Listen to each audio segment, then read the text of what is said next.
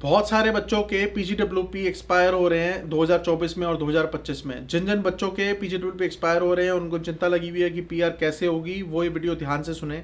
सबसे इंपॉर्टेंट है, आपने किसी इमिग्रेशन कंसल्टेंट जो लाइसेंस्ड है या इमिग्रेशन लॉयर के पास जाके कंसल्टेशंस लेनी है, अपनी प्रोफाइल की पर्सनलाइज कंसल्टेशन लेनी है कि मेरी पीआर कैसे होगी या मेरे पास क्या क्या ऑप्शंस है। अपनी प्रोफाइल को, अपने आप को किसी के साथ कंपेयर नहीं करना है कि मेरा जो रूममेट है या जो मेरा फ्रेंड है उसकी इस कैटेगरी में पीआर हुई थी तो मैं भी उसी कैटेगरी में लूँगा। हो सकता है कि उस जो आपके फ्रेंड की पीआर हुई है जिससे भी आप कंपैरिजन कर रहे हो उसकी इंग्लिश बेटर हो आपसे, हो सकता है उसका आइल्स में अच्छा स्कोर आ सकता है या आया हुआ है, हो सकता है उसका एम्प्लॉयर उसको सपोर्ट कर रहा है, हो सकता है उसके पास इंडिया का एक्सपीरियंस हो और आपके पास नहीं है। तो आप अपना प्रोफाइल उसके साथ कंपेयर मत करो। आप अपनी इंडिविजुअल कंसल्टेशन लो और देखो, चाहे आप अभी पढ़ रहे हो चाहे पीजीडब्ल्यूपी पे हो, आप कंसल्टेशन लेके प्लान आउट करो कि हमारी पीआर कैसे होगी, मेरे पास क्या क्या ऑप्शंस हैं।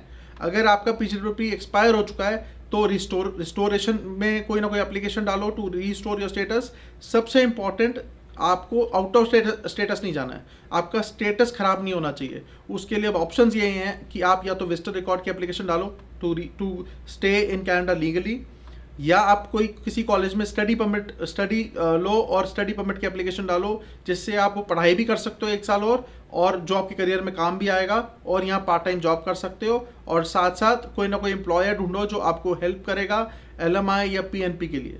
थर्ड ऑप्शन आपके पास है कि आप कोई ना कोई, या जो आपका एम्प्लॉयर आपको सपोर्ट कर रहा है या आपका स्पाउस है वो क्वालिफाई कर रहा है पीआर के लिए, तो उसके स्पाउस आपका स्पाउसल ऊपर वर्क परमिट एक्सटेंड करा सकता है। आपका स्पाउस या कॉमन लॉ पार्टनर अगर पीआर हो जाता है और आप उससे शादी करते हो अपने पार्टनर से, और आप स्पाउसरशिप आपको करा के पीआर करा सकता है, या कॉमन लॉ पार्टनर आपको पीआर करा सकता है स्पॉन्सर करके। तो बहुत सारे ऑप्शंस आपके पास फिर भी होते हैं। आपको वापस नहीं, अगर वापस जाना चाहते हो तो इंडिया जाके क्या करें जिससे हमारी पीआर हो जाए, कनाडा आ जाए। तो सलाह जरूर करो कि हम, अगर हमारा पीजीडब्ल्यूपी एक्सपायर हो रहा है तो हम क्या क्या ऑप्शंस हैं हमारे पास टू रीइंस्टेट या टू सेव योर सेल्फ कि मेरा इस कंट्री में स्टेटस खराब ना हो। एक बार आप आउट ऑफ स्टेटस हो जाते हो फिर भी ऑप्शन है टीआरपी के, लेकिन मैं किसी को सलाह नहीं दूंगा कभी भी कि आप आउट ऑफ स्टेटस अगर हो तो आप बैठे ही रहो, किसी से सलाह मत करो। मैं ये हमेशा हर एक को सलाह दूंगा कि आप अपने एफर्ट्स जारी रखो कि आपका स्टेटस बेटर हो जाए। टीआरपी की एप्लीकेशन ऐसा नहीं है कि अगर आपने डाल दी तो 100% वो अप्रूवल आएगा ही आएगा, उसमें भी 50-50 चांस होते हैं। अगर आपकी एप्लीकेशन स्ट्रांग है, बहुत कम चांसेस हैं, एप्लीकेशन स्ट्रांग है तो शायद वो आपका अप्रूव कर दें, आपको रीस्टोर कर दें स्टेटस। हमने बहुत कराए हैं लेकिन रिजेक्शंस भी बहुत आते हैं। तो आपको बहुत ध्यान से अपनी मेहनत जो ये करनी है कि राइट कंसल्टेंट, राइट टीम आपको चाहिए जो आपको बस उतनी मेहनत करके ढूंढ लो, उसके बाद उस टीम पे छोड़ दो जो आपको सलाह देते हैं और आपकी बेटरमेंट के लिए आपको राइट ट्रैक पे लाएं।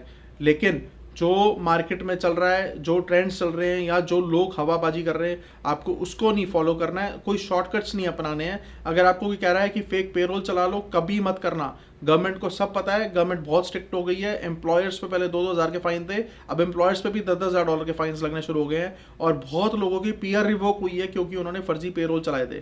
तो कभी भी उल्टे सीधे काम नहीं करने हैं, शॉर्टकट्स नहीं अपनाने हैं। पीआर 6 महीने बाद आ जाए, 1 साल बाद आ जाए, वो अच्छा है रेदर देन आप 5-5 साल के बैन लगवा लो अपने ऊपर। आपके पेरेंट्स ने आपको कनाडा में भेजा है अपनी ज़िंदगी बनाने के लिए, तो सीधे रास्ते ज़िंदगी बनाओ। बहुत सारे ऑप्शंस हैं, स्टेटस मेंटेन रखो। आपको अगर कोई भी सलाह चाहिए, कंसल्टेशन चाहिए, तो हमारे ऑफिस में फ़ोन करके अपनी अपॉइंटमेंट बुक करो और हमसे आके मिलो फॉर राइट गाइडेंस।